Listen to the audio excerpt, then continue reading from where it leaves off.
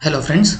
पिछले वीडियो में हम लोगों ने देखा था कि what is the meaning of adjustments. मैंने आपको बताया था जो ट्रांजैक्शन ऑकर नहीं होते हैं up to the date of preparing trial balance तो उसे बोला जाता है एडजस्टमेंट्स। ओके, और हमने ये भी देखा था कि एडजस्टमेंट्स के आपके दो इफेक्ट्स होते हैं और वो दो इफेक्ट्स क्यों होते हैं, क्या होते हैं, ये हम लोगों ने अच्छे से समझ के लिया था। ओके, और बच्चों कल हमने कुछ एडजस्टमेंट्स भी देख के रखी हुई थी।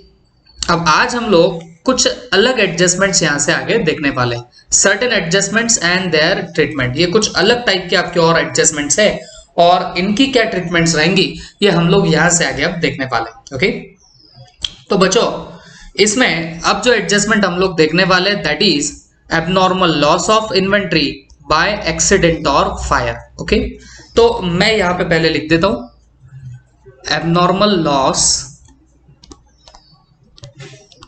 abnormal loss of inventory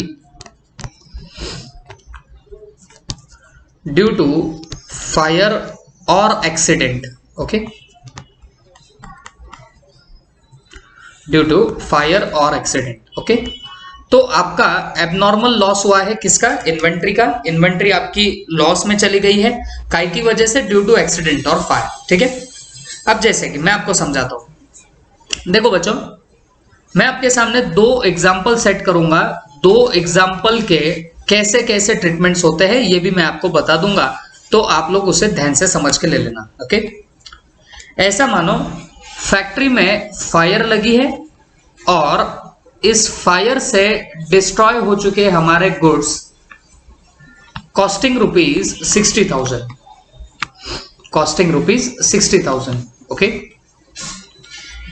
मतलब फायर ब्रोकआउट हुई है हमारे बिजनेस में और हमारे गुड्स जो है वो 60,000 के डिस्ट्रॉय हो चुके हैं। ओके, और ऐसा मान के चलना हमने इसका कोई इंश्योरेंस निकाला ही नहीं था। There was no insurance on this particular goods, तो कोई इंश्योरेंस था ही नहीं, तो पूरे के पूरे गुड्स हमारे क्या हो गए? जल के खाक हो गए। ठीक है, दिस वाज द सिनेरियो। ये आपके सामने पहला बड़ा सिनेरियो सामने पड़ा हुआ है। ओके, फायर से डिस्ट्रक्शन हो गया है गुड्स का, और कितने गुड्स का बच्चों? Costing rupees 60,000। 60,000 के कॉस्ट के गुड्स आपके डिस्ट्रॉय हो गए और कोई इंश्योरेंस नहीं था इन गुड्स के लिए। सवाल है अब इसका हम लोग क्या करेंगे? ये अगर आपको in the form of adjustment आ जावे तो आप इसका कैसे ट्रीटमेंट करोगे, तो प्लीज ध्यान से सुन के लेना। अब बच्चों गुड्स फायर से डिस्ट्रॉय हुए, इनका कोई इंश्योरेंस है ही नहीं, तो एक बात तो पक्की हो गई कि पूरा की पूरा आप लोगों को लॉस हो गया। ओके, क्योंकि अगर आपके गुड्स डिस्ट्रॉयड हो रहे हैं ड्यू टू फायर, उसका कोई इंश्योरेंस क्लेम भी नहीं है, तो बेटा जितने गुड्स हमारे डिस्ट्रॉय हुए वो पूरा की पूरा हमारा लॉस रहेगा। तो लॉस को हमेशा हम लोग क्या करते हैं? डेबिट। तो फिर इसकी एंट्री क्या पास होगी बच्चों? Loss by fire account debit. और कितने से होगी एंट्री? 60,000 रुपीज से, क्योंकि आपका लॉस हुआ है फायर की वजह से, तो 60,000 का जो लॉस है वो हम लोग सीधे सीधे इसे यहां पर क्या कर देंगे? डेबिट करके रखेंगे। तो loss by fire account debit 60,000। I hope सबके दिमाग में क्या होगा। अब दूसरी बात जो आपको यहाँ पे समझ के लेनी है, देखो जब आपका इस फैक्ट्री में फायर ब्रोकआउट हो रहा है तो जो हमारे गुड्स है ये गुड्स अब हमारे फैक्ट्री में नहीं रहेंगे। और मैंने आपको इसके पहले भी बता चुका हूं बच्चों, गुड्स जब हमारे फैक्ट्री से बाहर जाते हैं तो वो दो रास्तों से जाते हैं। एक तो सेल्स की वजह से जाते हैं या फिर अदरवाइज देन सेल की वजह से जाते हैं। ओके, और जब सेल के अलावा कोई दूसरे रीजन से गुड्स बाहर जाए या डिस्ट्रक्ट हो जाए तो हम हमेशा किसे क्रेडिट करते हैं? बोलना, हम लोग हमेशा परचेज अकाउंट को क्रेडिट करके बैठते हैं। तो यहां पर परचेज अकाउंट आपका डेफिनेटली क्या होने वाला है? क्रेडिट हो जाएगा। ओके, तो जो फायर से डिस्ट्रक्शन हुआ है आपके गुड्स का, और सपोज कोई आपका इंश्योरेंस क्लेम वगैरह नहीं निकाला हुआ है, तो आपकी एंट्री क्या आएगी बच्चों? तो loss by fire account debit, because loss हुआ है, और टू परचेज अकाउंट करोगे। परचेज क्यों? क्योंकि अदरवाइज देन सेल्स, जब भी हमारे फैक्ट्री से गुड्स निकलते हैं बाहर तो हम हमेशा किसे क्रेडिट कर देते हैं? परचेसेस को क्रेडिट करके रखते हैं। आई होप सबके दिमाग में ये बात अच्छे से जा चुकी होगी। ठीक है, अब लेकिन एक और चीज याद रखना, बिकॉज ये loss by fire nominal account है, तो नॉमिनल अकाउंट के बारे में मैं आपको पहले भी बता चुका था। इन्हें क्लोज किया जाता है और इनका जो भी अमाउंट होगा वो ट्रांसफर कर दिया जाता है प्रॉफिट एंड लॉस अकाउंट को। तो लॉस बाय फायर को यहाँ पे डेबिट बैलेंस है, तो अगर आप उसे पीएनएल में ट्रांसफर करोगे तो आपको इसे क्रेडिट करना पड़ेगा और प्रॉफिट एंड लॉस अकाउंट को आपको डेबिट करना पड़ेगा। तो profit and loss account debit 60,000 to loss by fire account, okay, to loss by fire account. और ये कितने से हो जाएगा बच्चों? ये 60,000 से यहाँ पर क्रेडिट होके बैठ जाएगा। आई होप सबके दिमाग में ये बात गई है। तो loss by fire account debit to purchase account 60/60, profit and loss account debit to loss by fire account 60/60। ये पीएनएल को आपको एट लास्ट क्या कर देना है, इसे ट्रांसफर करना है, तो जाके आपका ये सारा इफेक्ट जो है वो इन टोटलिटी कंप्लीट हो जाएगा। Okay, this is your example number first. ऐसे आप लोग क्या करते हो बच्चों, आप लोग इसकी एंट्री पास करते हो। आई होप सबके दिमाग में गया होगा, ठीक है। लेकिन बच्चों कभी कभी ऐसा भी होता है कि आपके गुड्स डिस्ट्रॉय तो हो चुके हैं फायर से, या फिर मैं इसके पहले आपको फाइनल अकाउंट्स में कैसे इसके इफेक्ट मारे जाएंगे वो आपको एक बार बता देता हूं। तो बेटा फाइनल अकाउंट में कुछ नहीं, आपको प्रॉफिट एंड लॉस के डेबिट में डालना पड़ेगा to loss by fire. Profit and loss के डेबिट में डालना पड़ेगा टू लॉस बाय फायर, क्योंकि देखो यहां इस एंट्री में आपने पीएनएल को डेबिट कर रखा है, तो डेफिनेटली आपको प्रॉफिट एंड लॉस के डेबिट में क्या डालना है, to loss by fire. Okay, ये फाइनल अकाउंट के इफेक्ट्स की यहाँ पे बात चल रही है जो आप लोग करते रहते हो। ओके, और उसके अलावा आपने यहाँ परचेसेस क्रेडिट कर रखा है ना बच्चों, तो यूजुअली परचेसेस को होता है डेबिट बैलेंस, ओके, बट आप उसको क्रेडिट कर रहे हो तो इसका इफेक्ट क्या होगा, आप ट्रेडिंग अकाउंट में यहाँ जब परचेसेस लिखते हो तो उसमें से ये जो लॉस बाय फायर है ये आप लोग कर देना डिडक्ट। ओके, जो आपके लॉस बाय फायर रहेंगे वो आप लोग यहाँ से डिडक्ट कर दोगे, और ऐसे दो इफेक्ट आप लोग फाइनल अकाउंट में मार देते हो। ओके, तो जब भी गुड्स डिस्ट्रॉयड बाय फायर है उसका आपको कोई इंश्योरेंस क्लेम नहीं निकलना है, तो आप लोग एंट्रीज क्या पास करने वाले हो बच्चों, तो एंट्रीज पास होगी profit and loss account debit, तो पीएनएल के डेबिट में जाके लिख देना टू लॉस बाय फायर, और उसके बाद आप ट्रेडिंग में भी इफेक्ट दे देना, और ट्रेडिंग में इफेक्ट आप लोग मारने क्या वाले हो बच्चों, तो परचेसेस में से आप लोग डिडक्ट कर देना loss by fire. I hope सबके दिमाग में ये बात अच्छे से जा चुकी होगी। ओके, अब इसके बाद we are going ahead with our example number 2। Okay, second number के एग्जांपल में हम लोग यहां से आगे बढ़ने वाले, ठीक है। अब ये क्या एग्जांपल है, प्लीज ध्यान से सुनना। फायर से डिस्ट्रॉय हुए हैं गुड्स, फायर से डिस्ट्रॉय हुए goods costing rupees 60,000, costing rupees 60,000। तो 60,000 के जो गुड्स है वो आपके हो चुके हैं डिस्ट्रॉय। ओके, आपको इंश्योरेंस क्लेम जरूर मिला है, इंश्योरेंस क्लेम रिसीव्ड। ओके, और आपको कितने का इंश्योरेंस क्लेम मिला है, तो याद रखना बच्चों 20,000 का आप लोगों को इंश्योरेंस क्लेम यहां पर रिसीव हो चुका है, ठीक है। What I am talking here, fire हुआ है, फायर से डिस्ट्रॉय हुए हैं गुड्स, और कितने कॉस्ट के गुड्स डिस्ट्रॉय हुए, 60,000 कॉस्ट के गुड्स डिस्ट्रॉय हुए, बट आपको इंश्योरेंस क्लेम मिल गया है कितना, 20,000 का। ओके, तो बच्चों एक मोटा मोटा देखा जाए तो यहां पे हो क्या रहा है, यहां पे हुआ ऐसा है, फायर ने डिस्ट्रॉय किया 60,000 के गुड्स और क्लेम मिला है 20,000 का। तो अगर मैं आपको पूछूं कि बेटा आपको लॉस एक्चुअल में कितना हुआ, तो आपका जवाब आएगा सर सिर्फ 40,000 का ही हमें लॉस हुआ है। मैं पूछूंगा बेटा रीजन क्या है, तो आपने बोलना सर कितने कॉस्ट के गुड्स डिस्ट्रॉय हुए, तो मैं बोलूंगा बेटा 60,000 के हुए। आपने पूछना सर इंश्योरेंस क्लेम कितना मिल रहा है, मैं बोलूंगा बेटा 20,000 मिल रहा है। तो आप जवाब देंगे सर तो फिर लॉस तो हमारा डेफिनेटली कितने का हुआ है, सिर्फ 40,000 का हुआ है। ओके, तो बच्चों अब जब आप इसकी एंट्री पास करोगे तो इसकी एंट्री कैसे पास होगी, प्लीज ध्यान से सुनना। लॉस क्योंकि आपका 40,000 का हुआ है ना, तो आप loss by fire account debit करोगे। लॉस क्योंकि हमेशा डेबिट होता है बीइंग नॉमिनल अकाउंट, और लॉस लेकिन कितने से डेबिट होगा, 40,000 से ही डेबिट होगा। ओके, अब आपको इंश्योरेंस क्लेम का पैसा मिला है 20,000 का, अब देखो इसमें दो सिनारियो हो सकते हैं, या तो आपको इंश्योरेंस क्लेम का पैसा मिल गया, माने कैश मिल गई, तो कैश मिल गई तो आप कैश अकाउंट सीधे सीधे डेबिट करते हो, या फिर अगर आपको इंश्योरेंस क्लेम का या इंश्योरेंस कंपनी से पैसा रिसीवेबल होगा, what I am talking here, पैसा रिसीवेबल होगा मतलब आना बाकी होगा, तो आप इंश्योरेंस क्लेम को जरूर जरूर डेबिट कर देते हो। ओके, इंश्योरेंस क्लेम को आप लोग जरूर जरूर क्या कर दोगे, डेबिट कर दोगे। तो loss by fire account debit करते हो 40,000 से।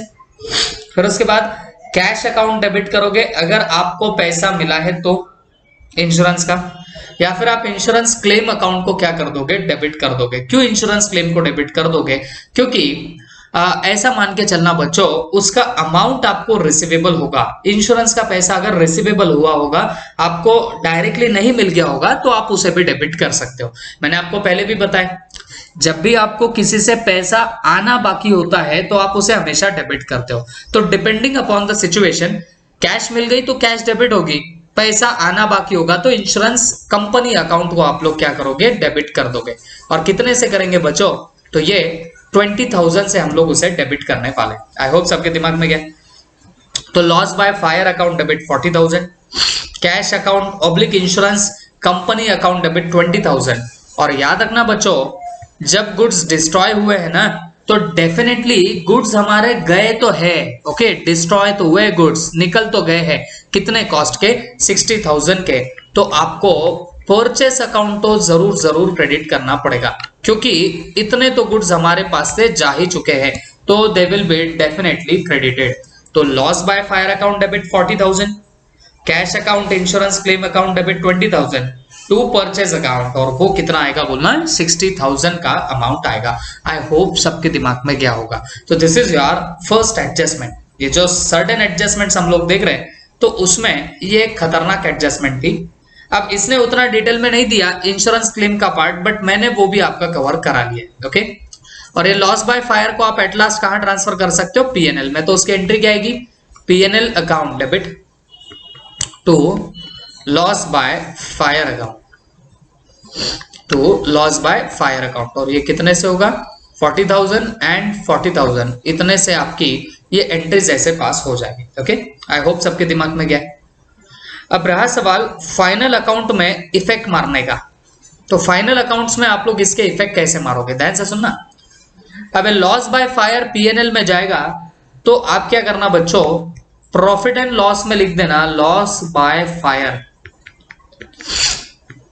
और कितना लिखोगे, लॉस बाय फायर 40,000 का अमाउंट लिख दोगे। ओके, प्रॉफिट एंड लॉस में आप लोग डेबिट मार देना कितने का, 40,000 रुपए का। ओके, उसके बाद आपको परचेसेस जो है वो आपने क्रेडिट किया है 60,000 से, तो आपका जो ट्रेडिंग अकाउंट रहेगा, तो ट्रेडिंग अकाउंट में आप लोग क्या करोगे, इस परचेसेस में से ये डिस्ट्रॉयड बाय फायर माइनस कर दोगे, बट कितना, 60,000, क्योंकि आपके जितने गुड्स डिस्ट्रॉय हुए हैं उतने ही आप लोग वहां से डिडक्ट करने जाओगे। तो 60,000 के गुड्स वहां से डिडक्ट कर देना। बट उसके अलावा आपका एक और इफेक्ट आएगा, आपको पैसा मिला है तो कैश आएगी, या पैसा रिसीवेबल होगा तो insurance claim insurance company debit होगी, और इसे आपको बताना पड़ेगा बैलेंस शीट में। अगर आपको इंश्योरेंस का पैसा मिला है तो आप लोग कैश में ये इंश्योरेंस की अमाउंट जोड़ देना, या फिर पैसा रिसीवेबल होगा तो इंश्योरेंस कंपनी अकाउंट यहाँ पे डाल देना बैलेंस शीट में। ओके, तो ये ऐसे आपके इफेक्ट्स होंगे regarding this particular adjustment. I hope अब सबके दिमाग में गया होगा, और मुझे लगता है कि सब लोग अच्छे से ऐसे नोट भी कर रहे हैं। ठीक है, अब इतना ऐसे नोट करोगे तो इतना आपको पढ़ने की जरूरत नहीं पड़ेगी, मैं आपको इफेक्ट वाइज हर चीज यहाँ पे बता रहा हूँ। ठीक है, तो मैं थोड़ा सा आगे बढ़ने जा रहा हूँ। Okay, good Saint on approval basis. अब बेटा इसमें हम लोगों ने सेपरेटली चैप्टर ही देख के रखा हुआ था, तो आपको भी पता है कि अगर 31 मार्च तक हमें कंसेंट नहीं मिलता है तो हम सेल्स को पहले रिवर्स करके बैठ जाते हैं, sales account debit to trade receivable.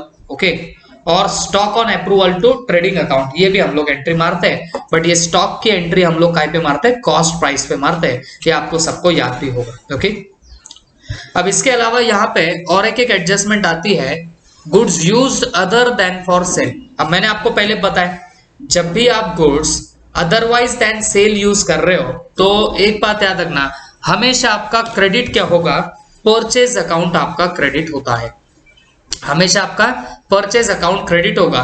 तो परचेसेस को तो यूजुअली डेबिट बैलेंस होता है, बट अगर आप उसे क्रेडिट कर रहे हो तो फिर होने क्या वाला है बच्चों, आप लोगों का जो परचेसेस है वो कम होके दिखाई देगा।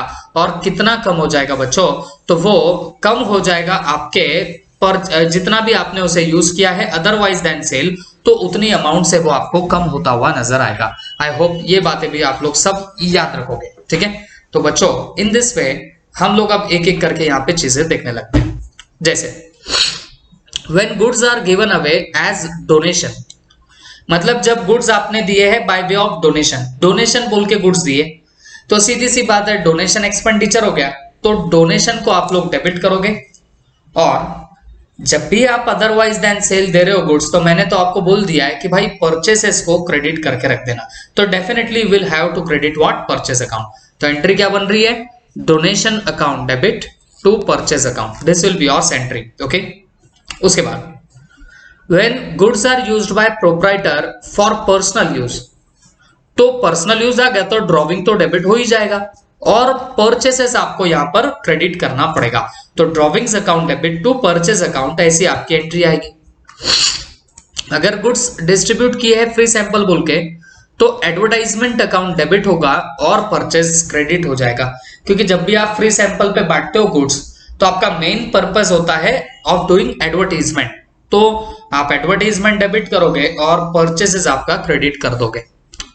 कभी कभी हो सकता है कि आपने गुड्स यूज किए फॉर कंस्ट्रक्शन ऑफ बिल्डिंग और मशीनरी, है ना, वो बनाने के लिए आपने यूज किया, तो क्योंकि बिल्डिंग और मशीनरी आपकी एसेट है तो आप इन्हें डेबिट करके बैठोगे और परचेसेस अकाउंट आपका सीधे सीधे क्या हो जाएगा, क्रेडिट हो जाएगा, ओके। तो एंट्री क्या मार रहे हो, building oblique plant and machinery account debit to purchases account, ऐसे आप लोग एंट्री पास करते हो, ओके। उसके अलावा अगर गुड्स आपने यूज किए रिपेयर और मेंटेनेंस के लिए, तो repair and maintenance account debit to purchase account. Common बात यह है परचेसेस क्रेडिट होगा और डेबिट क्या होगा, जिस आइटम के लिए यूज किया वो अकाउंट्स आपका डेबिट होकर रह जाएगा, ठीक है। This was all about this particular adjustment. जब हमने गुड्स यूज किए अदरवाइज देन फॉर सेल, तो परचेसेस क्रेडिट होगा और जिस चीज के लिए आपने यूज किया तो वो सब डेबिट होके रह जाएगा। आई होप सबके दिमाग में गया होगा। अब बच्चों इसके बाद हम लोग बहुत ही इंपॉर्टेंट एडजस्टमेंट देखने वाले। अब ये वैसे तो सीपीटी की जो एग्जाम हुआ करती थी उसमें शॉर्ट 1 मार्क के लिए इस एडजस्टमेंट पे सवाल आता बोले तो आता ही था, ओके। तो सीपीटी के पॉइंट ऑफ व्यू से काफी इंपॉर्टेंट एडजस्टमेंट हुआ करती थी, बट अब ऐसा देखा जाए एग्जाम पॉइंट ऑफ व्यू तो फाउंडेशन में ऐसा जिसका इतना रेलेवेंस नहीं है, but I am telling you guys, ये जो अब यहाँ पे कॉन्सेप्ट आप लोग देखने वाले हो, तो ये आपको यहाँ पे एक आधे क्वेश्चन में काम में आएगी ही आएगी। और सीए इंटर में जब आप लोग जाओगे तो अकाउंट्स में आपको डिपार्टमेंट नाम का एक चैप्टर है, डिपार्टमेंट अकाउंटिंग, ओके। तो इस डिपार्टमेंट अकाउंटिंग के चैप्टर में आप ऐसा मान के चलना इस कॉन्सेप्ट पे बेस कुछ क्वेश्चंस आपको मिलेंगे, कुछ नहीं 4-5 क्वेश्चंस आपको मिलेंगे, ओके।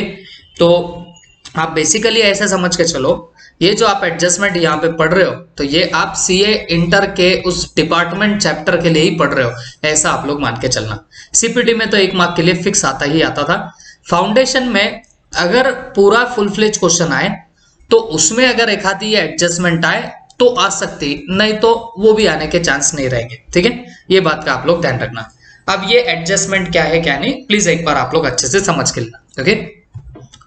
तो यहां पे मैं लिख देता हूं commission based on profits, commission based on profits, commission based on profits, okay. अब ये क्या होता है सुन के लेना। अब बच्चों लेट्स से एक बिजनेस ऑर्गेनाइजेशन है, ये एक पर्टिकुलर बिजनेस है, ओके। और इस बिजनेस में ये एक बंदा ओनर है, ओके। ये बंदा पब्लिक कांटेक्ट हो गया, फिर गुड्स कहाँ से लाना कहाँ से नहीं, ये सब चीजों के बारे में बहुत डीप में घुस जाता था और वर्क करते रहता था। बट इसके ऊपर लोड बहुत ज्यादा हुआ, तो इस बंदे ने क्या किया बच्चों, एक मैनेजर को अपॉइंट किया। ओके, और मैनेजर को बोला भाई तू क्या कर, ये बिजनेस अच्छे से हैंडल कर, इंटरनल जो भी उसके मैटर्स वगैरह होते हैं वो प्रॉपरली डील कर। तो इतना सब करने के बाद अगर ऐसा मान के चल कि इस बिजनेस में कोई प्रॉफिट आएगा, एक्स्ट्रा प्रॉफिट, तो मैं तुझे उस पे 5% का कमीशन दे दूंगा। ओके, 5% का कमीशन दे दूंगा बिजनेस के प्रॉफिट पे।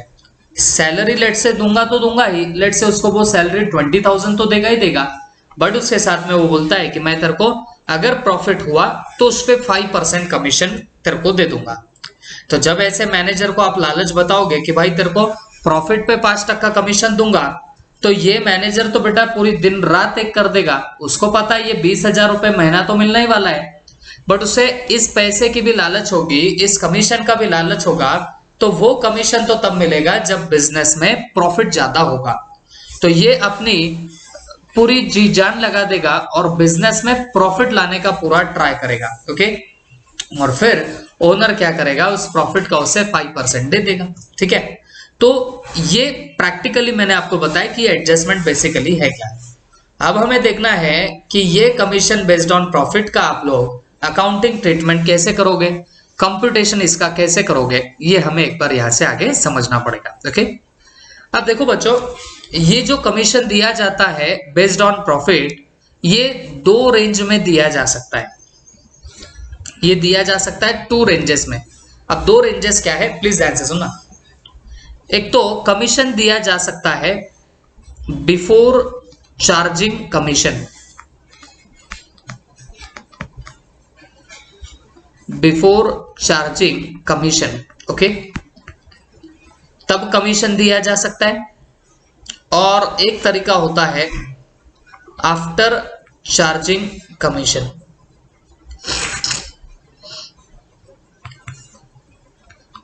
After charging commission. ओके, तो इन 2 तरीकों से आपका कमीशन दिया जा सकता है। और कौन कौन से 2 तरीके बोलना, एक तो बिफोर चार्जिंग कमीशन है और सेकेंडली आफ्टर चार्जिंग कमीशन है। ओके, तो कमीशन बेस्ड ऑन प्रॉफिट जो है वो 2 तरीकों से दिया जा सकता है, एक तो बिफोर चार्जिंग कमीशन और एक आफ्टर चार्जिंग कमीशन। इसका बेसिकली मीनिंग क्या है, मीनिंग आपको समझाता हूं और then we will be computing the amount of that commission. Okay, ध्यान से सुनो। बिफोर चार्जिंग कमीशन का मतलब है, देखो आपको एक बात बताता हूं, आपने लेट से नेट प्रॉफिट निकाला, उस नेट प्रॉफिट में से आपको कमीशन भी माइनस करना पड़ेगा और फिर आपको और एक नेट प्रॉफिट आएगा। तो कमीशन माइनस करने के पहले का जो नेट प्रॉफिट होता है उसे बोलते हैं बिफोर चार्जिंग कमीशन। ओके, क्या बोल रहा हूं मैं, कमीशन को माइनस करने से पहले का जो नेट प्रॉफिट होता है उसे क्या बोलते हैं, net profit before charging commission. Okay, और कमीशन माइनस करने के बाद जो आया उसको बोलते हैं net profit after charging commission. ये बातें आप लोग अच्छे से याद रखना। ओके, ये पहले तो टर्म समझ के लो। अगर कमीशन माइनस करने के पहले का प्रॉफिट है तो उसको क्या बोलेंगे, बिफोर चार्जिंग कमीशन। और नेट कमीशन माइनस करने के बाद का नेट प्रॉफिट आया तो उसको क्या बोलते हैं, आफ्टर चार्जिंग कमीशन। ओके, ये दोनों टर्म्स आप लोगों को अच्छे से समझ में आने चाहिए। ठीक है, तो अगर मान के चलो आपको ऐसा बोला है कि भाई आपका नेट प्रॉफिट बिफोर कमीशन, मतलब कमीशन माइनस करने के पहले का नेट प्रॉफिट है लेट से 60,000 रुपीज का। Okay, net profit before charging commission आपका कितना निकल के आया है, सपोज 60,000 निकल के आया है। और आपको बोला है कि कमीशन जो है वो commission 10% of net profit before charging commission है। ओके, 10% काय बताना, बिफोर चार्जिंग कमीशन का जो नेट प्रॉफिट होगा उसका 10% आपका नेट प्रॉफिट है। ऐसा अगर आपको दिया जाए तो सवाल ये उठता कि इसका आप लोग कंप्यूटेशन कैसे करोगे, कैसे आप लोग कमीशन निकालोगे। तो बेटा बात बहुत सिंपल है, कमीशन कितना दिया है, 10% दिया है, और किसका 10% दिया है, net profit before charging commission का। तो क्या आप पहले खुद से क्वेश्चन पूछना, क्या हमारे पास net profit before charging commission का अमाउंट है? तो जवाब है जी हाँ, ये रहा net profit before charging commission. कितना है? 60,000। तो कमीशन कितना रहेगा? 60,000 का 10% रहेगा। तो आप क्या करोगे? 60,000 इंटू 10% कर दोगे, तो ये आपको अमाउंट कितना देगा? 6,000 का अमाउंट देगा। And this is the amount of your commission. Okay, तो बहुत सिंपल था। आपको अगर net profit before charging commission दिया है और कमीशन बोला गया है कि वो 10% of net profit before charging commission है, तो आप कुछ नहीं करना, सीधे वो 60,000 पे ही 10% लगा देना, तो आपको सीधे सीधे अमाउंट मिलेगा ये 6,000 रुपीज का। दिस इज योर कमीशन का फिगर। ओके, तो यहां कमीशन कैसे निकालते हो? तो यहां कुछ नहीं, एनपी बिफोर चार्जिंग कमीशन लो, एनपी बिफोर चार्जिंग कमीशन लो, और उसके बाद जो आपका रेट होता है उसके परसेंट से इसे क्या कर देना? मल्टीप्लाई कर देना। उसके परसेंट से इसको क्या कर दो? मल्टीप्लाई कर दो। Then you will be getting here what? Commission का फिगर। आई होप सबके दिमाग में गया होगा। तो net profit before charging commission जो है वो आप लोग ले लेना और उस पे आप लोग लगा देना क्या? Rate of percentage, percentage of commission आप लोग लगा दो, तो आपको सीधे सीधे क्या मिल जाएगा बच्चों? Net profit before charging commission आपके हाथ में आपको आता हुआ नजर आएगा। आई होप सबके दिमाग में गया है। तो बच्चों, ये बिफोर चार्जिंग कमीशन, अगर आपको कमीशन दिया हुआ है, मतलब आपके net profit before charging commission पे बोला है कि भाई आपको कमीशन लगाना होगा, तो ये निकालना बड़ा ही सिंपल हो गया। आप कुछ मत करना, सिर्फ आप net profit before charging commission लो और उसे मल्टीप्लाई कर दो कमीशन के रेट के साथ, you will be getting here your commission. Okay, but ये सेकंड सिनारियो थोड़ा सा जबरदस्त होता है, थोड़ा सा खतरनाक होता है। ओके, अब ये क्या चीज है समझ के लेना। आपको दिया गया है net profit before charging commission. Okay, आप लोगों को दिया है net profit before charging commission, ठीक है, और सपोज वो देके रखा है 60,000। तो मैंने अभी अभी आपको ऊपर समझा दिया है बिफोर चार्जिंग कमीशन का मतलब क्या हो गया। तो कमीशन को डिडक्ट करने से पहले का आप लोगों को प्रॉफिट दिया है, ठीक है, और यहां पे दिया है कमीशन का परसेंटेज। तो वो दिया है commission will be 10% of net profit after charging commission, after charging what? Commission.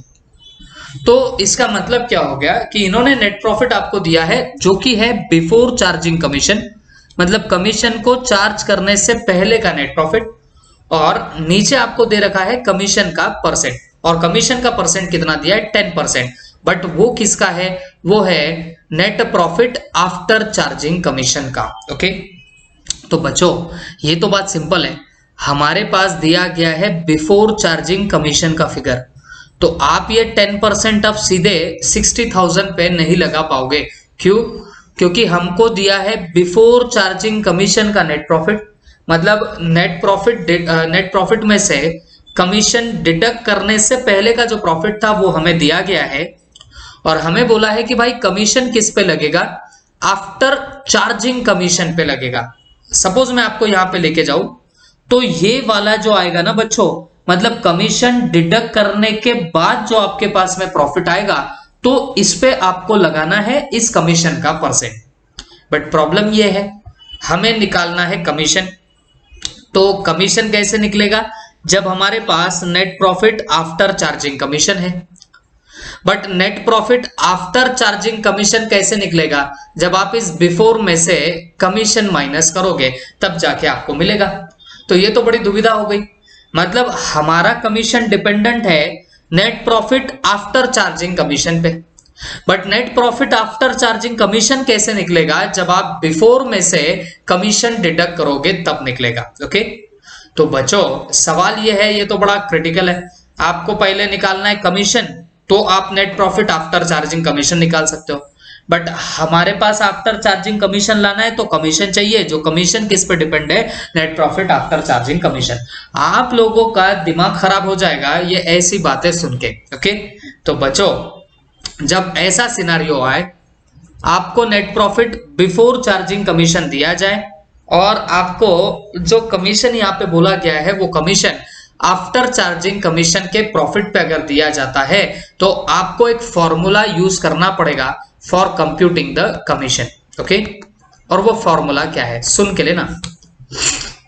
जो आपका नेट प्रॉफिट है बिफोर चार्जिंग कमीशन, जो आपका नेट प्रॉफिट है बिफोर चार्जिंग कमीशन, तो आपको नहीं लगता क्या कि ये नेट प्रॉफिट में से अभी भी कमीशन माइनस करना बाकी है?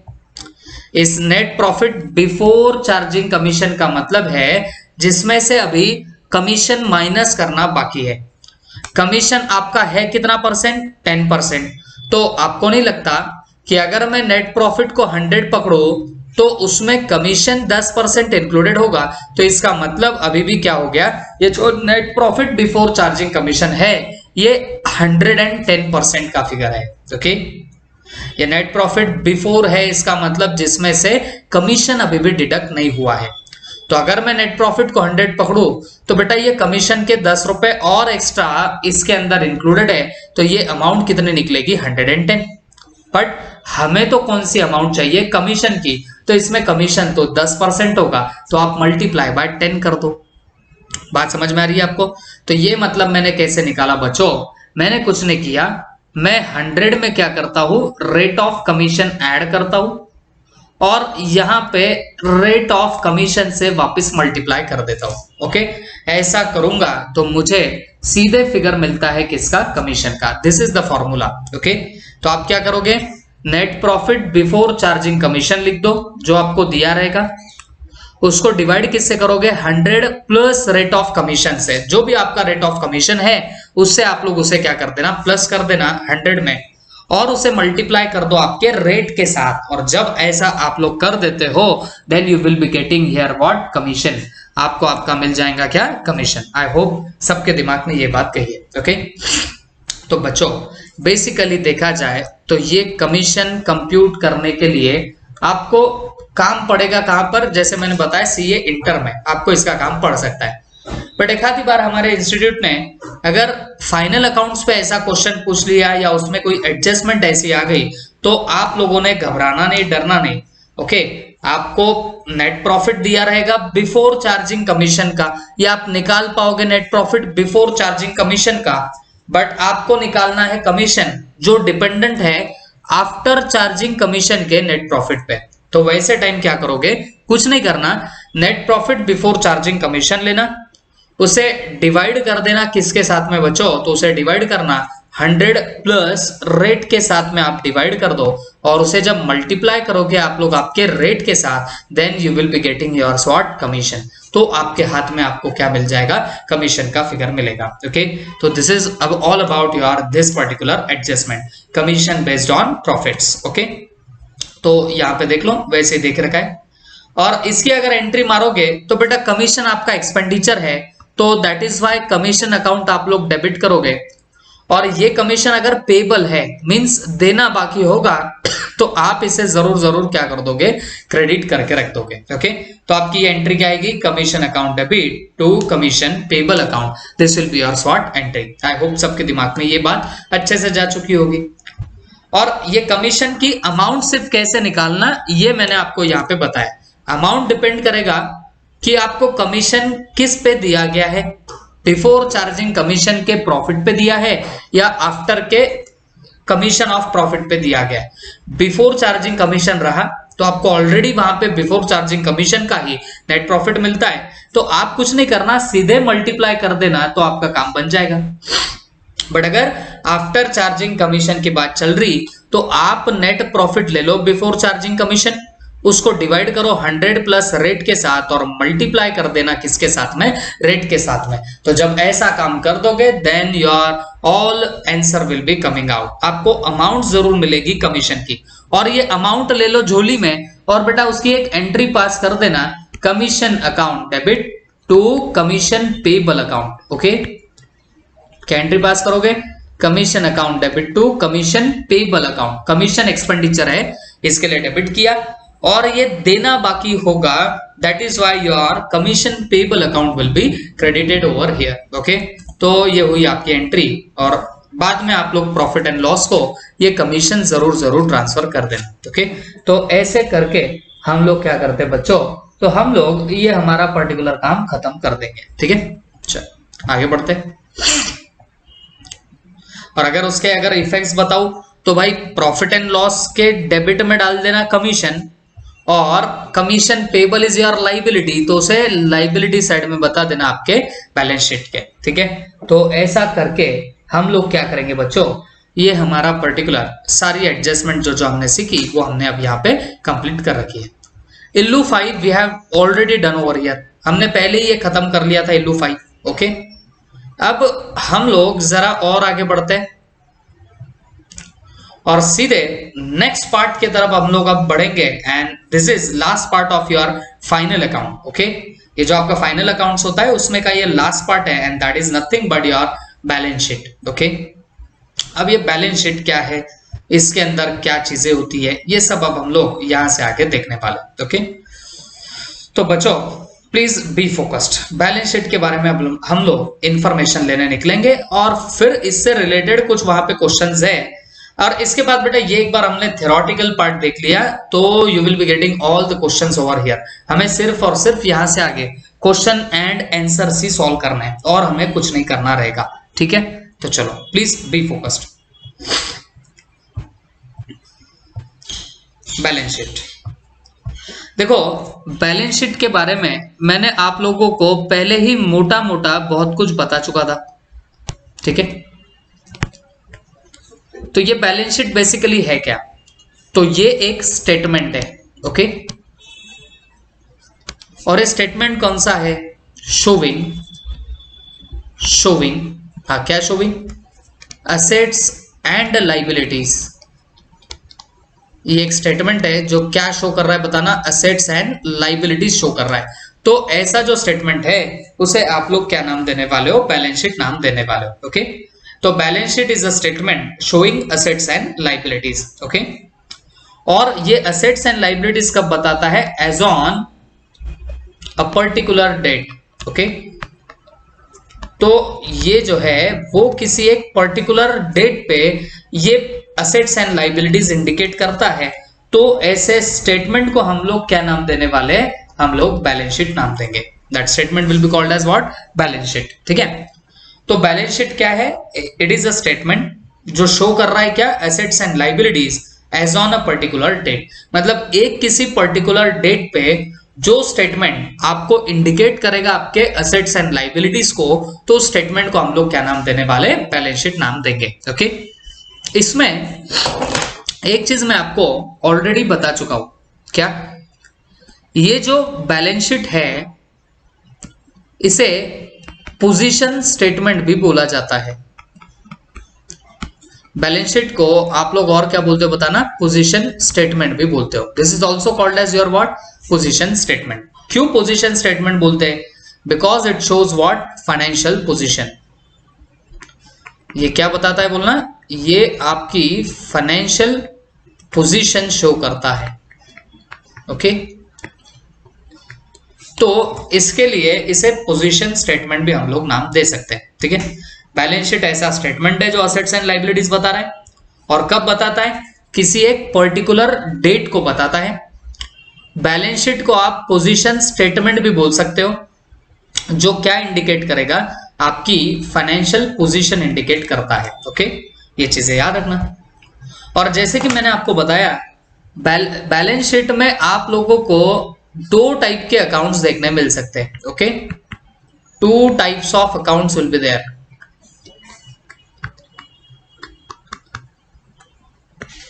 To types of accounts will be there. कौन से दो टाइप ऑफ अकाउंट्स होते हैं बच्चों, तो एक तो यहां पे पर्सनल अकाउंट होगा या फिर यहां पर रियल अकाउंट होगा। तो ये दो टाइप के आपके अकाउंट जो है वो आपको देखने मिल सकते हैं और कहां पे बताना, आपके बैलेंस शीट के अंदर। There can be two types of account, personal और रियल। इसके अलावा आपको कोई दूसरा अकाउंट देखने ही नहीं मिलेगा। ठीक है, और उसमें भी अगर टू द पॉइंट स्पेसिफिक बोलो तो बेटा जितनी भी लाइबिलिटीज होती है ना वो सबके सब पर्सनल अकाउंट ही होती है। ओके, लाइबिलिटीज में आपको जितने भी अकाउंट्स दिखेंगे वो सारे के सारे पर्सनल अकाउंट होते हैं। What is the reason? बेटा लाइबिलिटी का मतलब क्या है? देना बाकी होता है ना।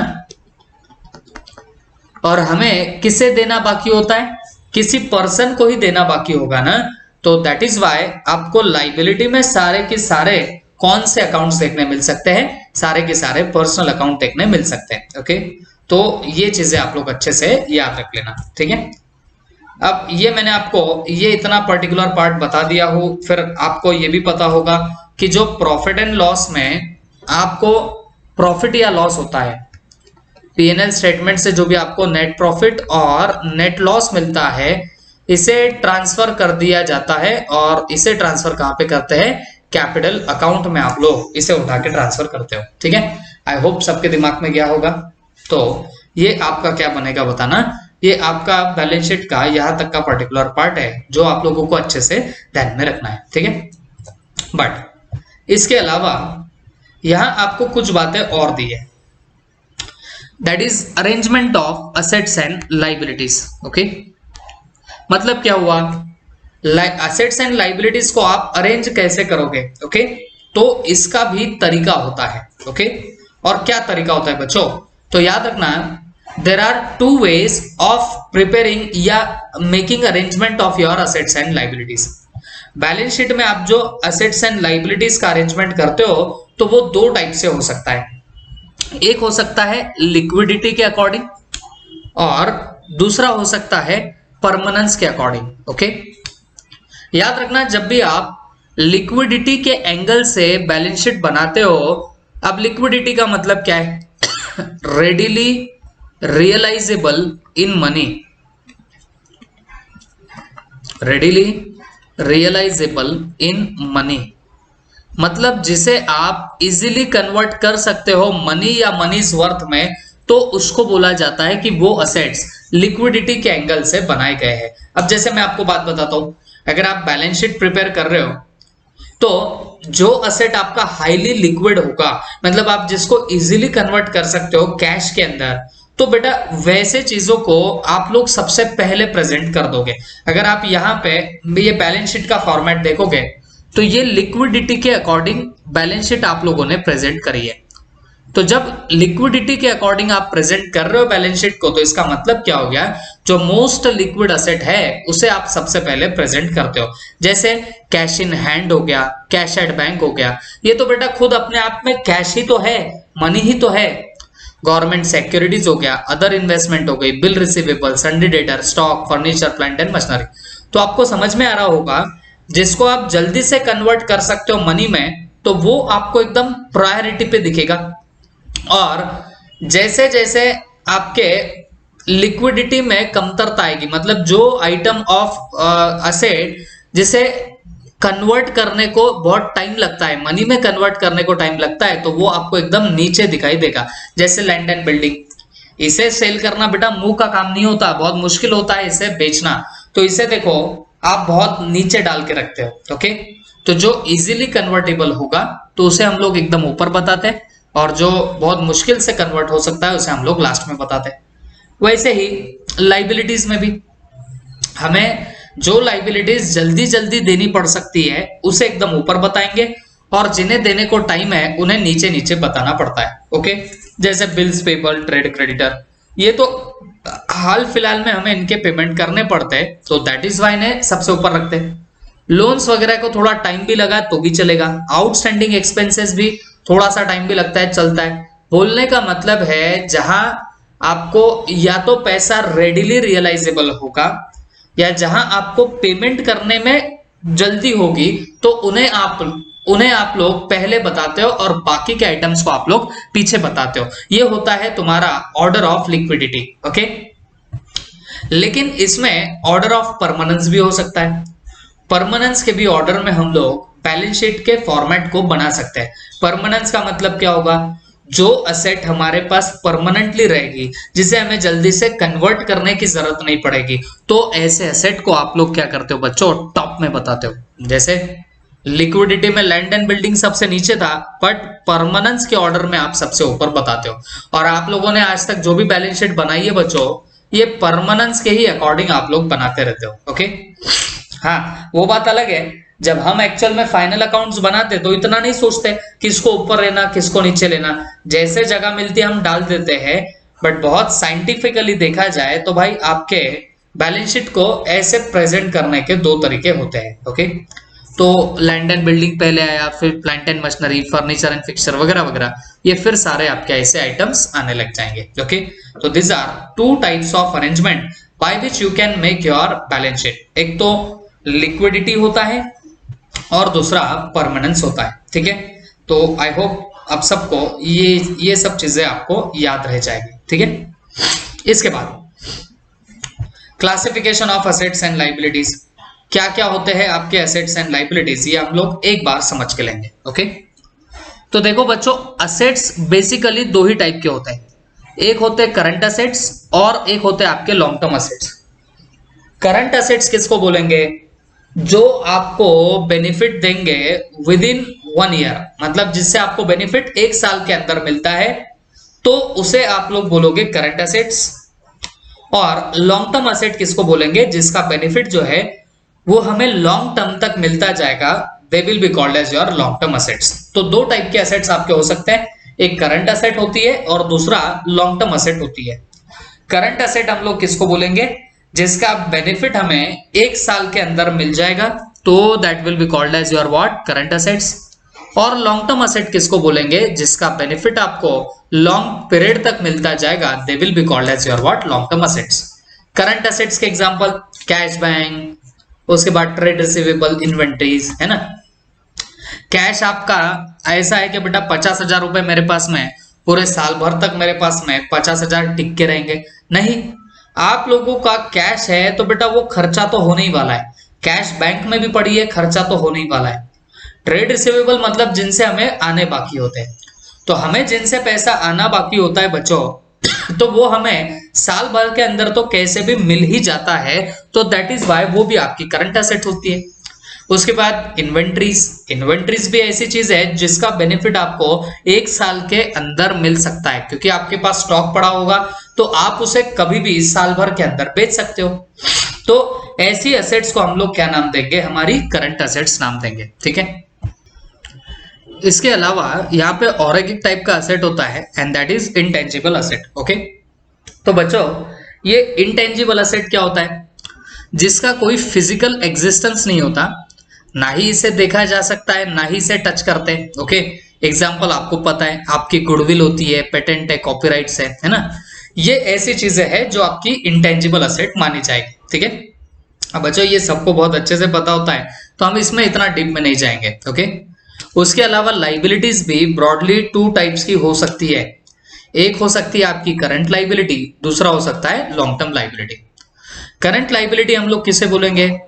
जिसे आपको सेटल करना है विद इन 1 ईयर, मतलब 1 साल भर के अंदर जिसे आपको सेटल करना रहेगा, तो उसे क्या नाम देने वाले हो आप लोग? करंट लाइबिलिटी नाम दोगे। ओके, और जिसे आपको सेटल करने के लिए 1 साल से ज्यादा पीरियड लग जाएगा, तो that will be called as your long term liability.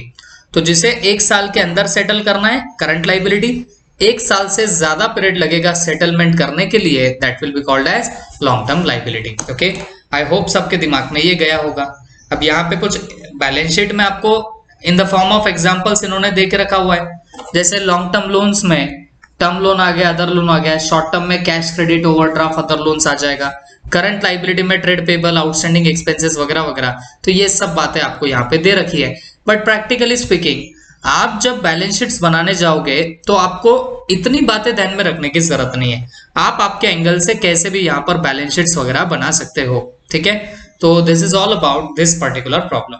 ये हमारी सारी एडजस्टमेंट कंप्लीट हुई और बैलेंस शीट के भी हम लोगों ने सारी इंफॉर्मेशन यहाँ पर ले रखी है। ठीक है, अब we are going ahead with our illu 6। Okay, illu 6 क्या बोलता है?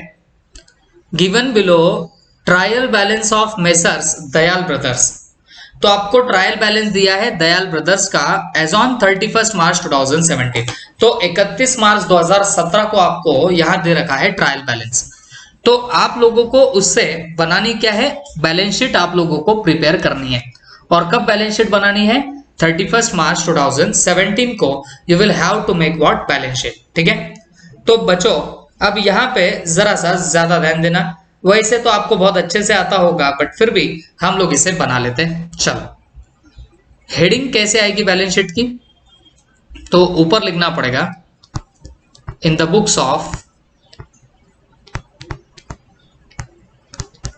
मेसर्स दयाल ब्रदर्स,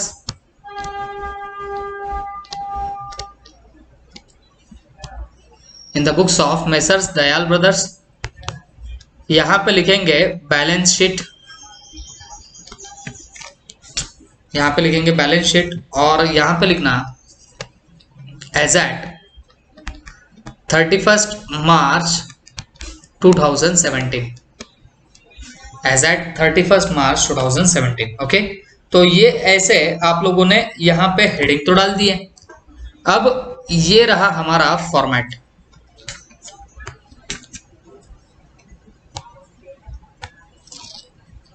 यहां पे आएगी आपकी liabilities rupees, assets rupees. Okay, तो this is the format of your balance sheet.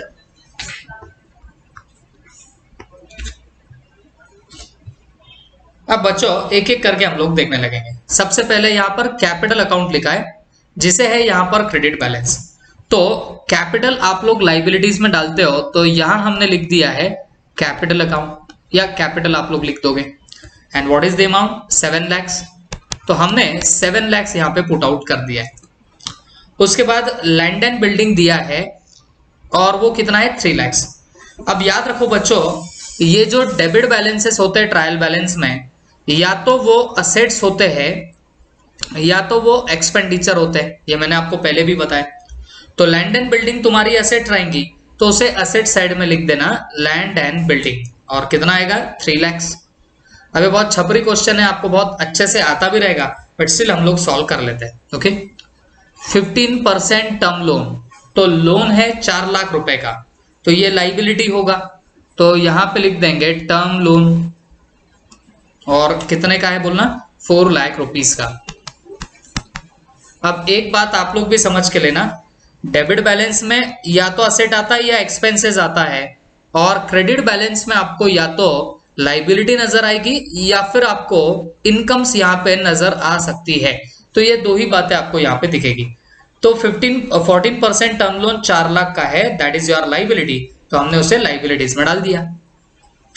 फिर उसके बाद loan from messrs DN company है 4,60,000, तो यहां पे लिख देंगे लोन फ्रॉम डीएन कंपनी। तो डीएन कंपनी से लोन कितना है, 4,60,000, तो यहां हमने लिख दिया 4,60,000 का लोन। ठीक है, उसके बाद ट्रेड रिसीवेबल 420, तो ये असेट है। ट्रेड रिसीवेबल मतलब आप डेटर्स ही समझो, तो ट्रेड रिसीवेबल 4,20,000 ये हमने डाल दिया कहां पर, असेट साइड में। उसके बाद कैश इन हैंड है 20,000 का, तो ये भी तुम्हारी असेट है, तो आप यहां पे लिख देंगे कैश इन हैंड, और कितना है 20,000, तो हमने यहां पे लिख दिया 20,000 का कैश इन हैंड। फिर इन्वेंट्रीज इन ट्रेड दिखाई दे रहा है कितना, 6 लाख, ये तुम्हारी एसेट है, तो इन्वेंट्रीज यहां पे हम लोग लिख देंगे 6 लाख रुपीस के इन्वेंट्रीज। ठीक है, इसके बाद फर्नीचर है 2 लाख रुपए का, ये भी तुम्हारी एसेट है, तो एसेट में हम लोग लिख देंगे फर्नीचर,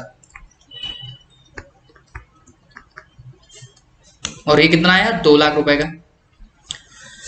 फिर उसके बाद trade payable 40,000, this is your liability, तो हम इसे यहां पे लाइबिलिटीज में डाल देंगे ट्रेड पेबल, और ये कितना आएगा 40,000, तो ये हम लोगों ने लिख दिया 40,000 का फिगर। इसके बाद एडवांस टू सप्लायर, ओके, मतलब हमने सप्लायर्स को एडवांस में पैसे दिए, प्रीपेड हमने खर्चा किया, तो ये तुम्हारे डेबिट बैलेंस दिखाई दे रहा है, तो इसका मतलब ये असेट होगा। ओके, तो यहां पे लिखेंगे एडवांस टू सप्लायर, और ये कितना है 1 लाख, तो यहां लिख देना 1 लाख रुपया। इसके बाद नेट प्रॉफिट है 1 लाख का, क्रेडिट बैलेंस है। और आपको पता भी होगा बच्चों, जब भी नेट प्रॉफिट होता है तो हम उसे कैपिटल के अंदर ऐड बैक करते हैं। तो नेट प्रॉफिट कितना है 1 लाख का, तो इसमें हम लोग ऐड बैक करेंगे।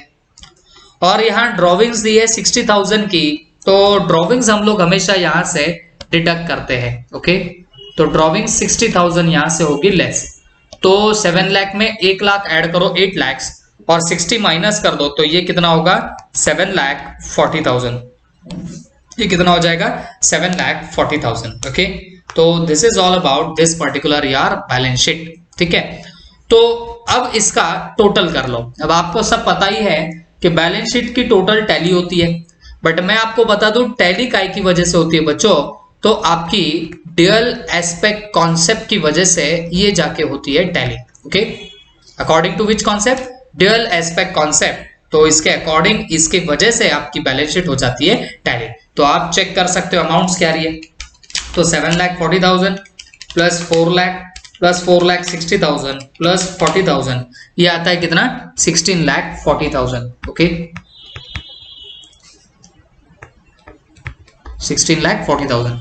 वैसे असेट्स देख लो, 3 lakh plus 4,20,000 plus 20,000 plus 6 lakh plus 2 lakh और plus 1 lakh, this will comes to 16,40,000।